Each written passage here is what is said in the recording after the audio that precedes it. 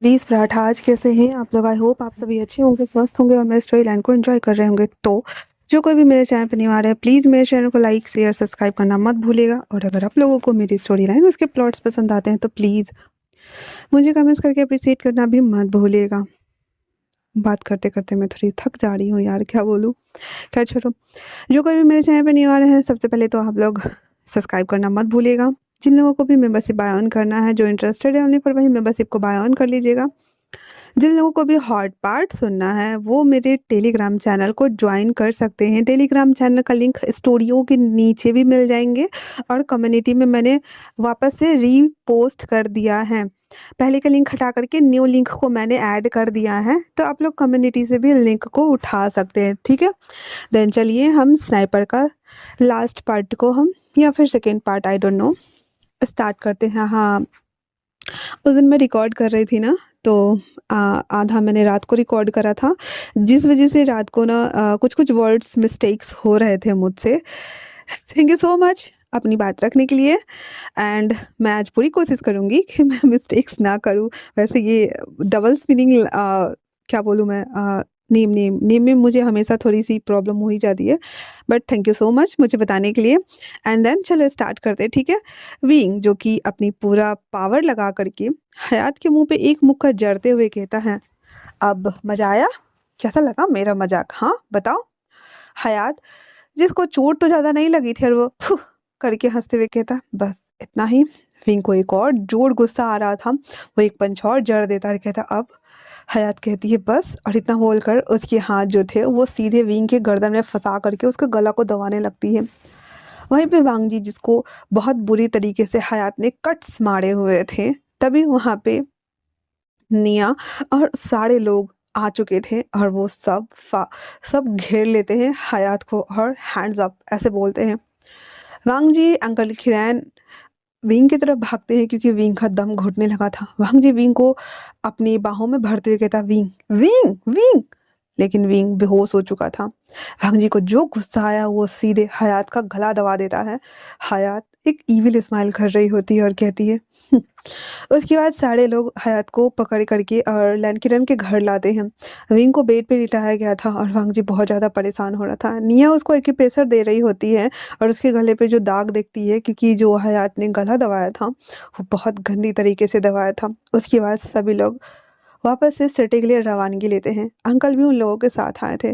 वांगजी और अंकल किरण, निया, वो तीनों विंग को लेकर के हॉस्पिटल आते हैं। जियांगचेन को भी विंग का लोकेशन मिल गया था, दैट्स वाई वो भी हॉस्पिटल आ चुका था। हॉस्पिटल आने के बाद जब वहाँ पे इतने सारे लोगों को देखता है, खासकर वांगजी को, वो कहता है, "तो स्नाइपर भी यहाँ है?"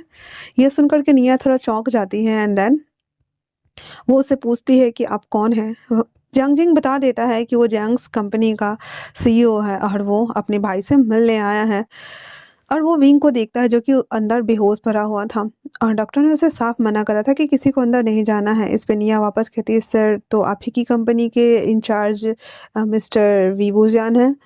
जियांगजिंग बताता है कि हाँ, हमारे कंपनी का ही इंचार्ज है वो, और उसकी खुद की एक सिक्योरिटी एजेंसी भी है। हमारी कंपनी में बहुत बड़ा कोलैबोरेशन होने वाला था, देन बेन माओ का मर्डर हो गया, दैट्स व्हाई उसकी सिक्योरिटी एजेंसी को भी ताव पे लिया गया है। तो निया कहती है, "सर, क्या मैं उनकी सिक्योरिटी एजेंसी की थोड़ी-सी डिटेल्स निकलवा सकती हूँ?" तो वो कहता है, "हाँ, ठीक है, मैं भी तुम्हारी मदद कर दूँगा।" इतना बोलकर निया और जियांगचिंग बातें करने लगते हैं। वांगजी विंडो से विंग को देखता है, जो कि बेहोश हो चुका था। अंकल किरैन कहते हैं, "सब ठीक हो जाएगा। वैसे वो इंट्रोगेशन के लिए गई है, तो कुछ पता चल ही जाएगा। तुम यहाँ रहो, मैं जाता हूँ।" और इतना बोलकर वो भी निया के पीछे-पीछे हो लेता है। वांगजी डोर ओपन करके विंग के पास आता है, उसके पास बैठ जाता है। विंग के हाथों को अपने हाथ में लेता है और वांगजी के सामने में बहुत सारी फ्लैशेस चल रही थी, बहुत सारी। और वो याद करता है कि जो वांगजी है अपने गगा के साथ रहता था, तो गगा और वो कितने मस्ती करते थे, हँसते खाते रहते थे, खेलते थे। एक बार तो वांगजी ने ऑमलेट बनाने का ट्राई किया था, बेचारे ने पूरी ऑमलेट ही जला दी। और लहन से जल्दी जल्दी आकर स्टोव बंद किया, क्योंकि नहीं करते तो पूरा किचन में आग लग जाता। और वहाँ पे तभी एक लड़की की एंट्री हुई थी, जो कि बहुत ही छोटी सी थी। उसे देख करके वांगजी कहता है, "किडो, तुम आ गई?"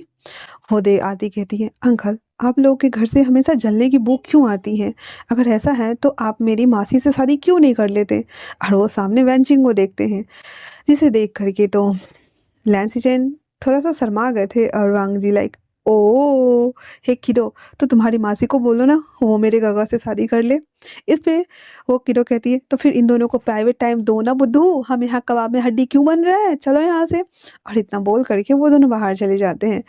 वो दोनों गार्डन में बैठे आइसक्रीम खा रहे होते हैं, तभी वो किडो कहती है, वो देखो वहाँ पे कितने सारे बच्चे खेल रहे हैं और मैं तुम जैसे बुढ़े के साथ बैठ के डेट कर रही हूँ।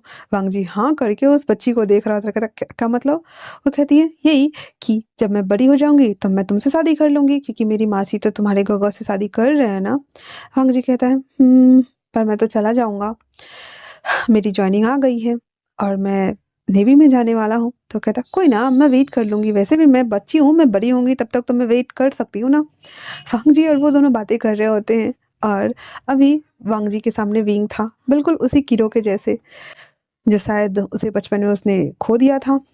लाइक वो बच्ची थी, ये बच्चा है, ऐसा नहीं है, वो बस एक इमेजिन कर रहा है। और वांग जी उसे कहता है, पता है विंग, मेरे लाइफ में ना बहुत कम ऐसे मोमेंट्स आए हैं जहाँ पे मैंने हैप्पीनेस को डिजर्व किया है। मेरे भाई के डेथ के बाद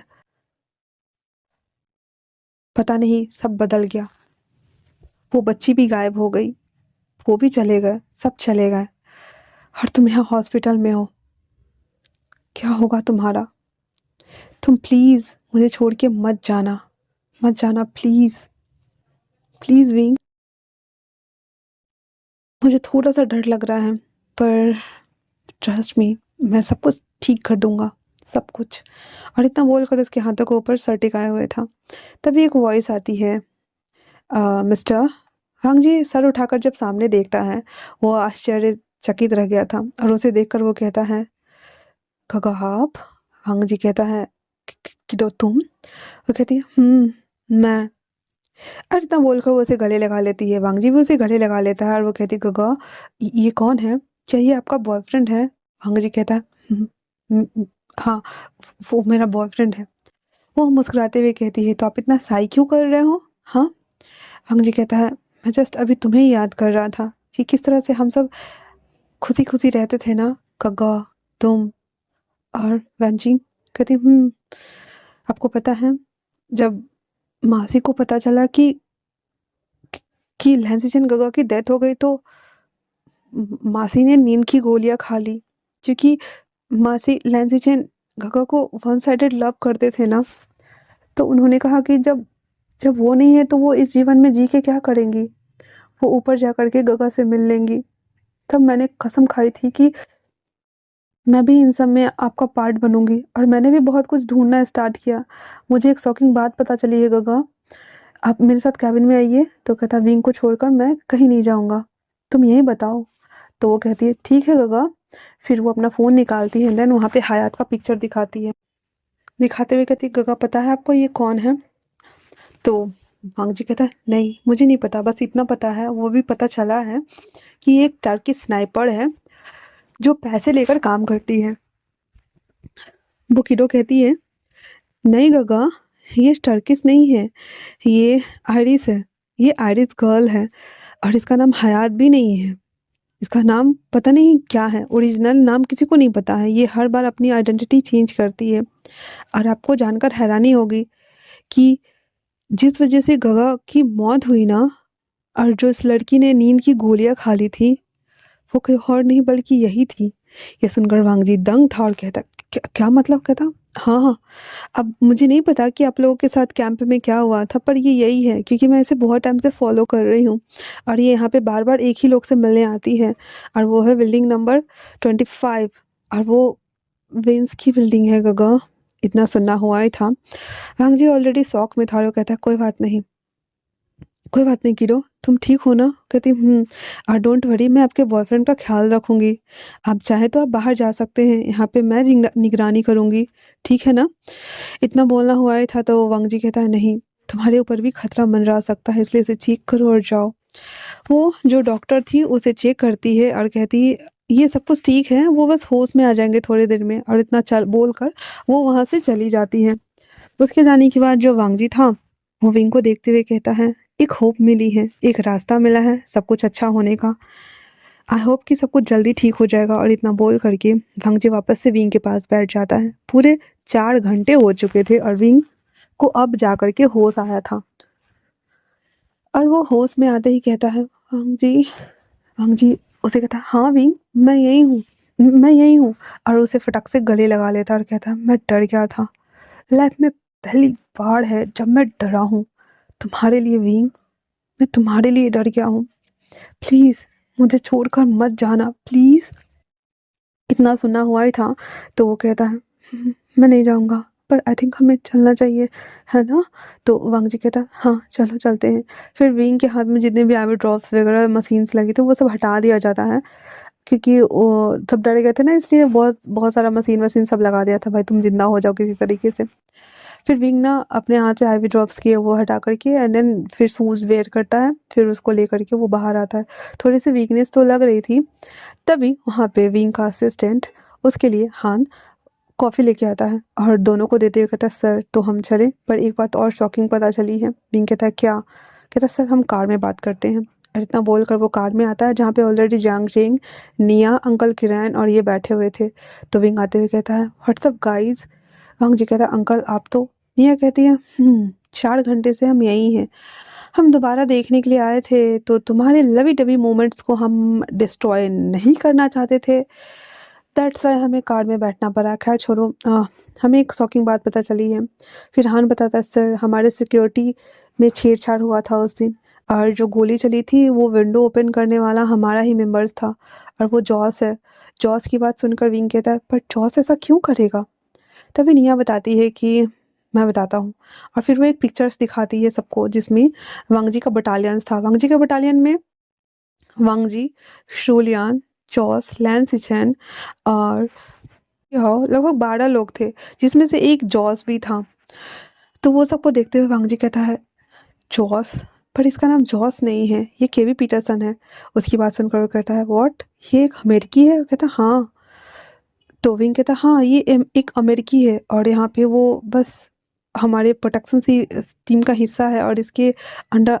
और इतना बोलते विंग कहता, ओ सेट, इसका मतलब जो लेडजर्स हमें मिल रहे थे, जो सिग्निफिकेंस हो रहे थे, ये डिस्ट्रैक्ट कर रहा था।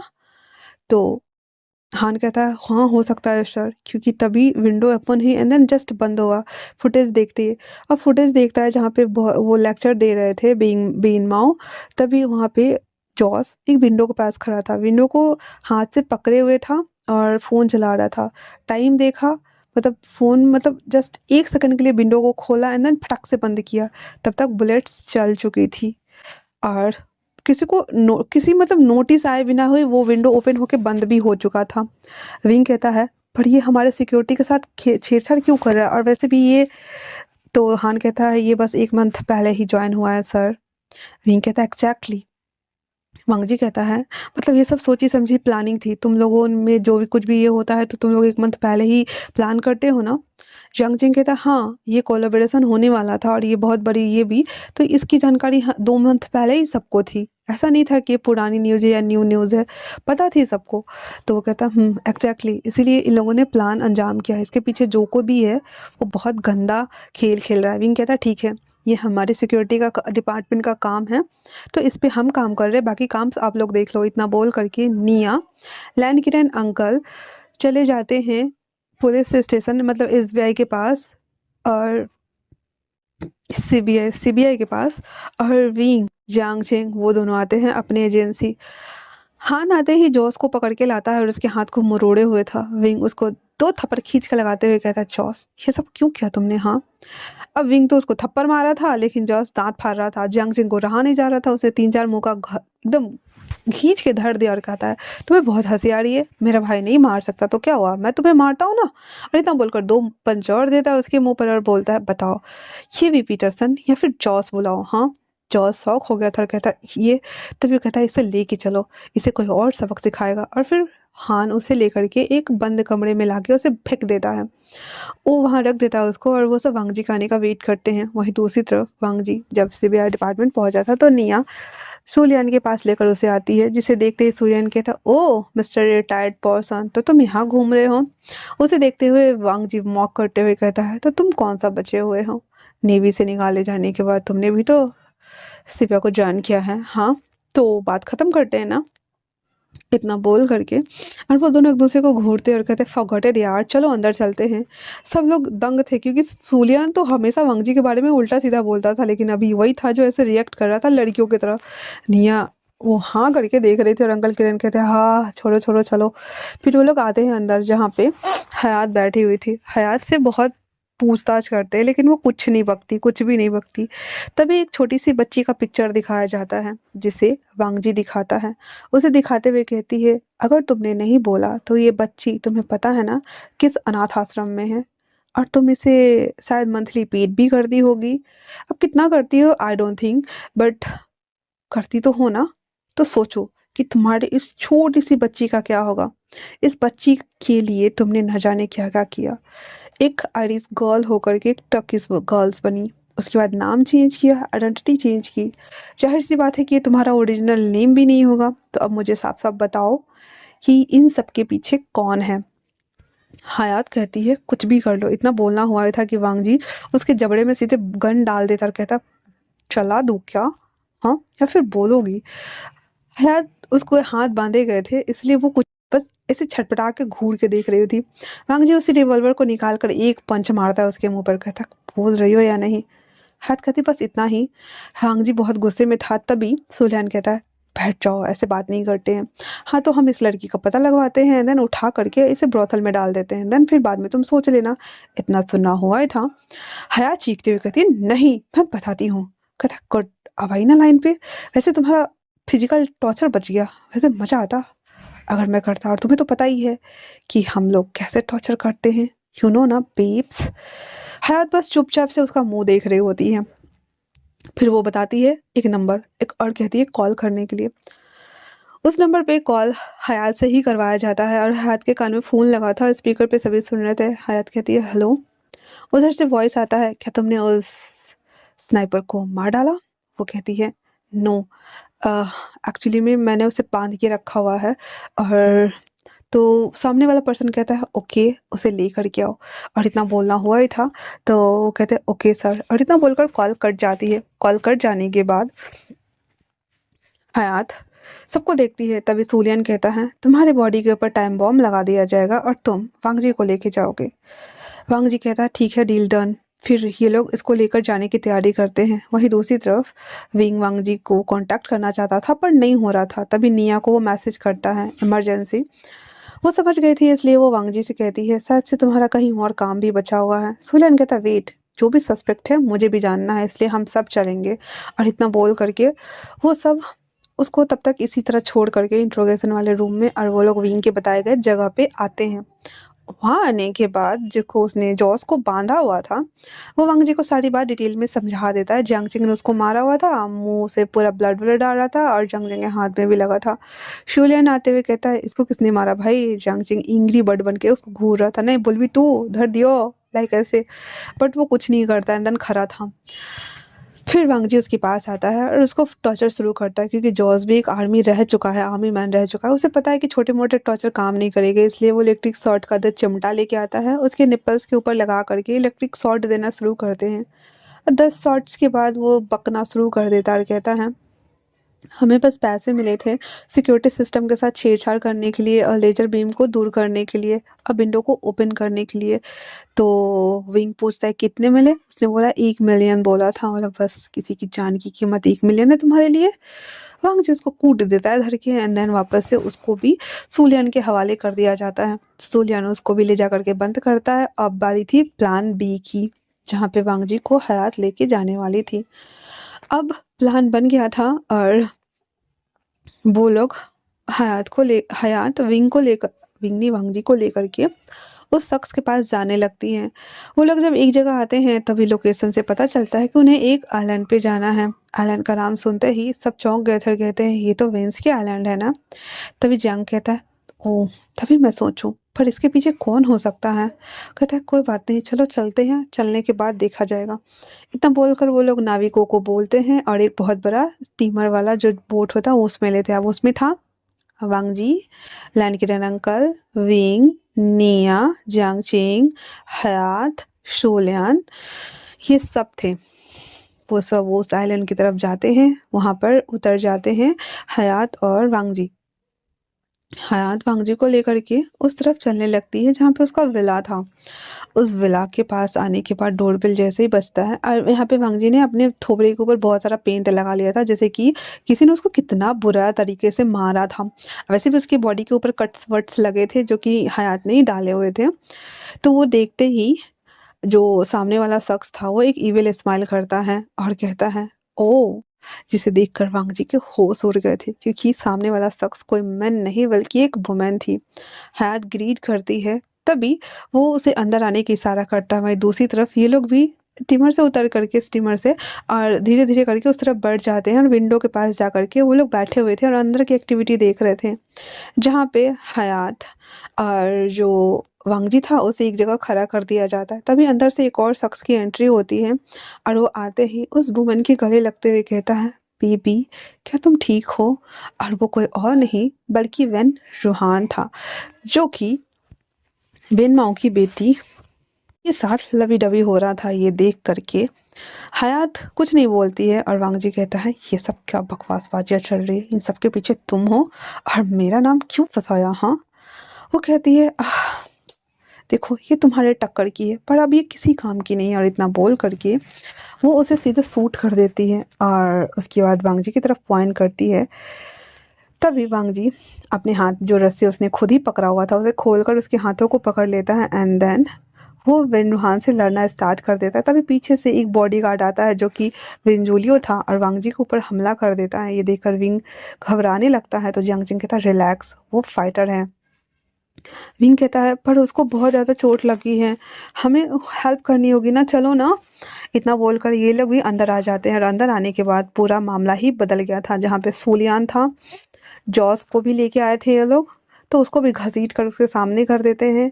और इधर निया थी और जांग चेंग, विंग, अंकल किरण ना उस लड़की के ऊपर गन ताने हुए थे वेन माओ की बेटी के ऊपर। कहती हैं सब अपने अपनी जगह पे पोजीशन खड़े रहे। वहीं वांग जी ने सोलियन को पकड़ा हुआ था और सोलियन ने वेंजुलियो को पकड़ा हुआ था। वेंजुलियो ने उसके गले पे चाकू रखा हुआ था और बोल रहा था डोंट मूव। तभी विंग कहता है मिस विन, आपने ऐसा क्यों किया? हाँ, अपने फादर को आपने क्यों मरवाया? आपके फादर, उनकी आत्मा को शांति भी नहीं मिलेगी। तभी वेन रोहान कहते ओ कम ऑन, मेरे गगा की आत्मा को शांति तो मिल जाएगी ना जब उनकी बेटी मेरी हो जाएगी। हाँ, ये सुनना हुआ ही था तो कहता है फैमिली मैटर्स था तो फैमिली मैटर तक ही रखना चाहिए था, इसे इतना बड़ा मुद्दा बनाने की जरूरत क्या थी? और एक स्नाइपर को हायर करके और किसी और को फंसाना।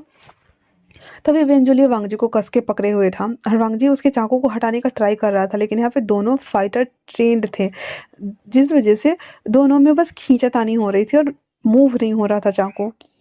तभी वो कहती है डैड को हमने कितनी बार कहा पर डैड नहीं माने, उल्टा डैड मेरी शादी किसी और से कराना चाहते थे। पर मैं तो अपने अंकल से प्यार करती हूँ ना, तो मैं कैसे बता सकती हूँ? और वैसे भी अंकल बैंकरप्ट हो गए थे तो क्या हुआ, उन्होंने पैसे सट्टे में लगा दिए, मैं तो उन्हें हेल्प कर सकती थी ना, आफ्टर ऑल मैं अपनी कंपनी की सीईओ ही थी। पर डैड नहीं माने तो डैड को हटाना पड़ा और हमें ये सब प्लान करना पड़ा, क्योंकि देखो हमें वो सब मर्डर दिखाना नहीं था, हमें बस एक्सीडेंट दिखाना था और किसी ना किसी को तो अपने ऊपर जिम्मा लेना था ना, इसीलिए और इसके लिए अच्छी थी और इसे वांगजी से बदला लेना था। इसी वजह से इतना सुनना हुआ ही था कि वांगजी है जो हयात मरी पड़ी थी उसे देखता और कहता है तो तुमने इसे मैनिपुलेट किया? कहता क्यों नहीं कर सकती क्या? इतना सब कुछ हो ही गया था तो अंकल किरण जो थे अब जानते थे कि यहाँ पे गड़बड़ तो होने वाली थी, इसलिए वो पहले ही उसके पैरों पे गोली चला देते हैं एंड देन वो बैठ जाती है। तभी जो वेड्रोहान था वो सीधे विंग को गोली लगा देता है, मतलब गोली चला देता है और वो सीधे चेस्ट पे लगती है। जांग चेंग विंग को पकड़ता है और जो वांगजी था वो सुलियान के चाकू को हाथ से पकड़ता है, उसके हाथ में भी कट लग गए थे और वही चाकू उसके सीने में उतार देता है। पूरा तितर बितर हो गया था और सुलियान और निया बस देख रहे थे हाँ 1 मिनट में कैसे क्या हो गया। और उसके बाद उन सभी को उठा करके हॉस्पिटल लाया जाता है। जब उन लोगों का इलाज होता है तो पूरे 4 दिन बाद मिस विन को, विन दुहान को, विन जूलियो को और हयात की डेड बॉडी को सबको सब कुछ पोस्टमार्टम वगैरह करके उन लोगों को सीधे जेल पहुंचाया जाता है। वहीं दूसरी तरफ विंग अंडर ऑब्जर्वेशन में था क्योंकि उसे गोली लगी थी, वो भी हार्ट के पास, और वांग जी के हाथ में कट लगे थे। वांग जी विंग को देख रहा होता है विंडो के पास से।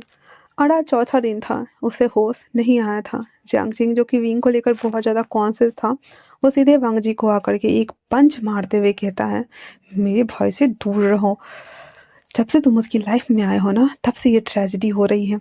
क्यों मिले तुम मुझसे? हाँ, मरते वक्त भी वो तुम्हारे बारे में बोल रहा था। क्या क्या है तुमने उसके साथ, बताओ मुझे। अगर हो सके तो उसकी लाइफ से दूर चले जाओ, जिससे कि इतना बोलना हुआ ही था तो अंकल किरण कहते हैं, हम जा रहे हैं, बस हमें बता दो कि वो ठीक है। जंगजंग कहता है, वो ठीक है या नहीं है आपको उससे मतलब नहीं है, गेट आउट। और हाँ, अगर नहीं है तो हम पैसे दे देते हैं। अंकल किरण बड़े ठहरे उसूले वाले आदमी, इसलिए कहते हैं हम जा रहे हैं। और वो वांग जी को लेकर के वहां से चला जाता है। वांग जी बस अनमने मन से एक बार विंग को देखता है और वहां से वो निकल आता है।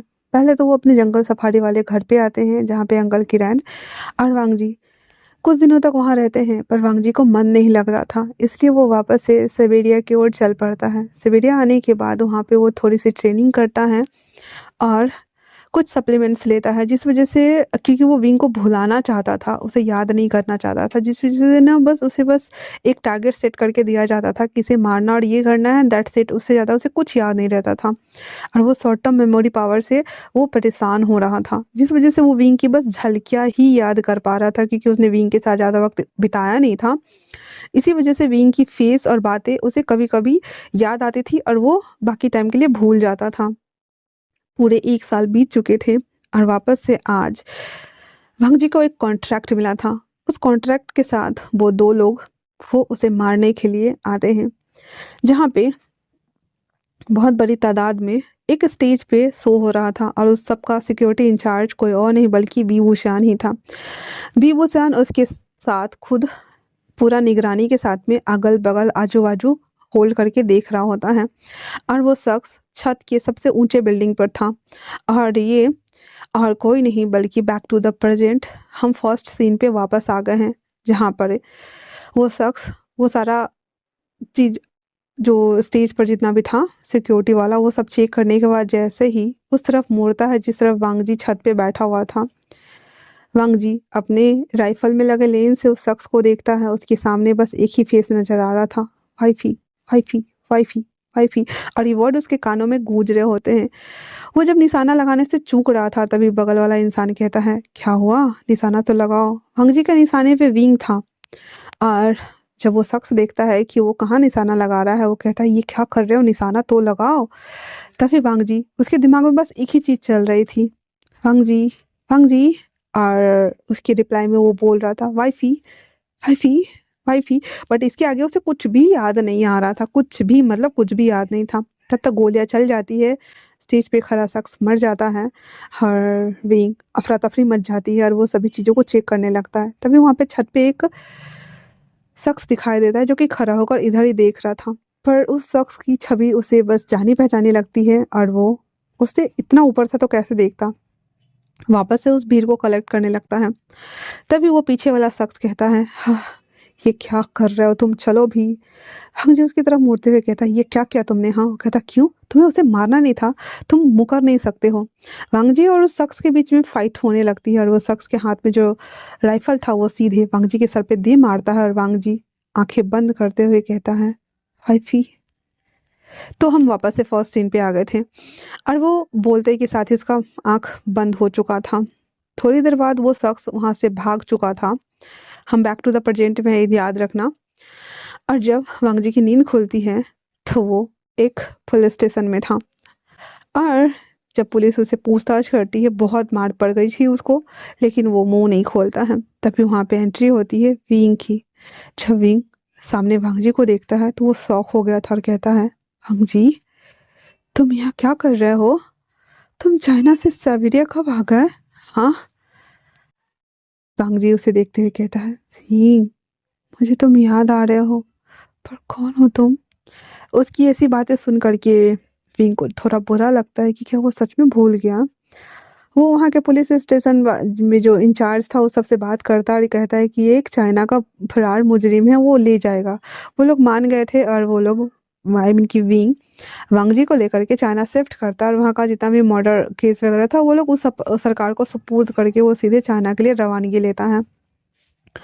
प्लेन में वांग जी को आइसोलेट कर दिया गया था, उसके हाथ पैरों को बांध करके उसे बेहोश कर दिया गया था और सीधे लैंड होता है चाइना। विंग उसे चेक करना चाहता था कि वांग जी के साथ आखिरकार प्रॉब्लम क्या हुई है। इसे उसे वापस से अपने उसी खुफिया अड्डे पे लेके जाता है जहाँ पे पहली बार वो उसे लेके गया था, एक दर्रे के अंदर पहाड़ पे।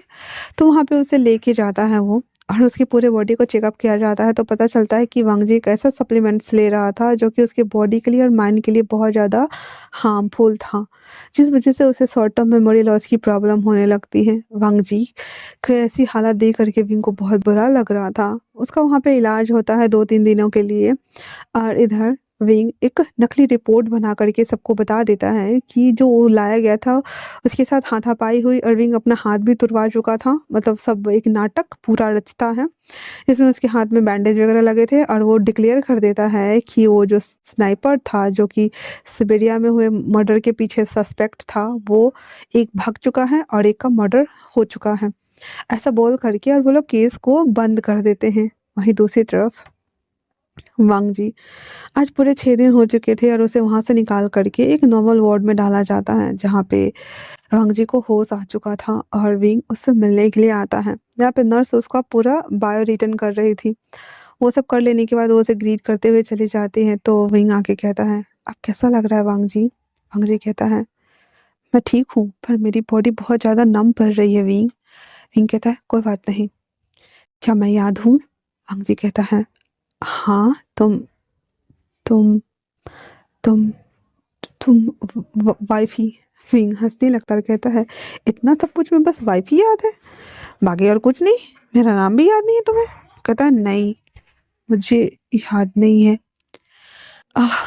बट मेरा सर, मुझे भूलने की प्रॉब्लम है। तो वो कहता कोई नहीं ये सब ठीक हो जाएगा, चलो एक जगह लेके चलता हूँ। और इतना बोल करके और वो वांग जी को लेकर के उसी जंगल सफारी वाली जगह पे आता है जहाँ पे अंकल किरण लकड़ी लेकर के आ रहे होते हैं और विंग को देखते हुए कहते हैं विंग। तभी विंग हट जाता है जहाँ पे वांग जी खड़ा था और अंकल कहते हैं वांग जी। वांग जी स्माइल करते हुए कहता है अंकल। वांग जी को गले लगा लेते हैं अंकल, कहते हैं अंदर चलो। फिर वो लोग अंदर आते हैं। अंकल उन लोगों को चाय प्लेस करते हुए कहता है तो ये तुम्हें कहाँ मिला? विंग कहता है सब एरिया से पकड़ के लाया हूँ, ये तो आने को रेडी नहीं हो रहा था, इसे बेहोश किया है। वैसे ये बहुत गंदा है अंकल, ये मुझे भूल कैसे सकता है? और इतना बोलकर वो वांग जी को टॉन्ट कर रहा था। अंकल कहते हैं गलती इसकी नहीं है, तुम्हारे भाई ने कहा कि हमें इसकी लाइफ से चले जाना चाहिए और हम लैंस एक बार ही प्यार करते हैं, शायद से इसे तुमसे प्यार हो गया था। विंग कहता हाँ पर तुम्हारे तो ऑलरेडी रिलेशनशिप रह चुके हैं ना? वांग जी कहता है हाँ रह चुके हैं पर बेड तक, वो माइंड तक नहीं आए ना, तो बेड और माइंड में अंतर होता है ना। अंकल कहते ठीक है तुम दोनों लड़ना बंद करो, मैं जा रहा हूँ जंगल में हिया के पास। तो कहता अंकल प्लीज़ हम ऐसा कुछ नहीं करने वाले, बैठिए हम टाइम स्पेंड करते हैं। फिर वो दोनों अंकल बैठ जाते हैं, फिर वो दोनों बातें बातें करते हैं। फिर वांग जी बताता है कि वहाँ पे कितने प्रोजेक्ट मिले, कितने लोगों को टपकाया, कितने लोगों को मारा पीटा, ये वो दिस दैट एंड देन वो सारी बातें। उसके बाद वांग जी और विंग वापस से टाउन आ जाते हैं। वांग जी कहता है अगर लोगों को पता चल गया कि मैं जिंदा हूँ तो? विंग कहता है कोई बात नहीं, हम यहाँ से चल रहे हैं, शिफ्ट हो रहे हैं, दस दो डोंट वरी।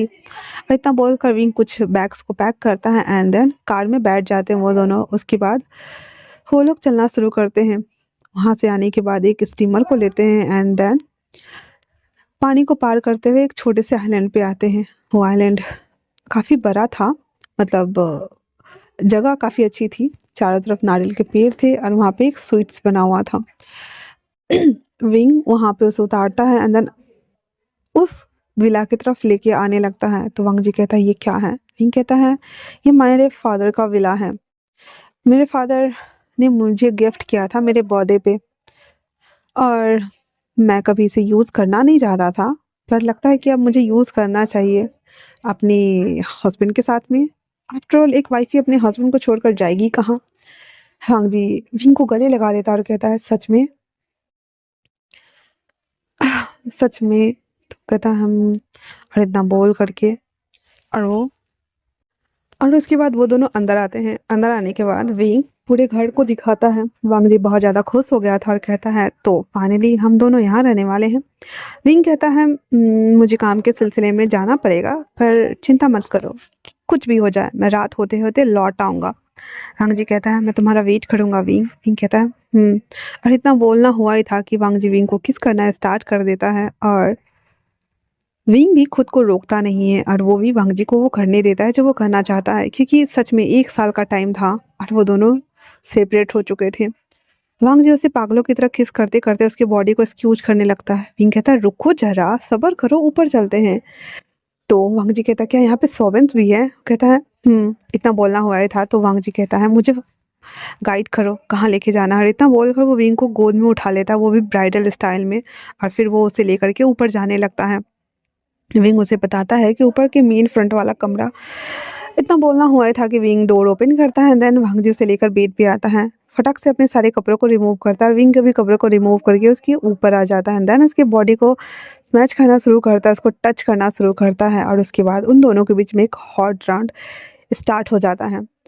विंग कहता है वांग जी से कि क्या तुम सच में मुझसे इतना प्यार करते थे कि तुम मुझे भूल जाना चाहते थे? वांग जी कहता है हाँ, मैं सच में तुम्हें भूल जाना चाहता था, लेकिन मेरे दिमाग में बस एक ही बात घूम रही थी, वाइफ़ी, वाइफ़ी, वाइफ़ी। हाँ, विंग कहता है मेरा स्नाइपर हस्बैंड, क्या ही कर सकते हैं? मैं भी बोलूँ स्नाइपर, स्नाइपर, स्नाइपर। वांग जी कहता है वाइफ़ी, वाइफ़ी, वाइफ़ी। विंग कहता है स्नाइपर, स्नाइपर, स्नाइपर। वांग जी कहता है वाइफ़ी, वाइफ़ी, वाइफ़ी। तो इसी के साथ ये सेकंड पार्ट भी खत्म होता है। मिलते हैं एक और नए वन शॉट के साथ में, तब तक के लिए थैंक्स फॉर वॉचिंग।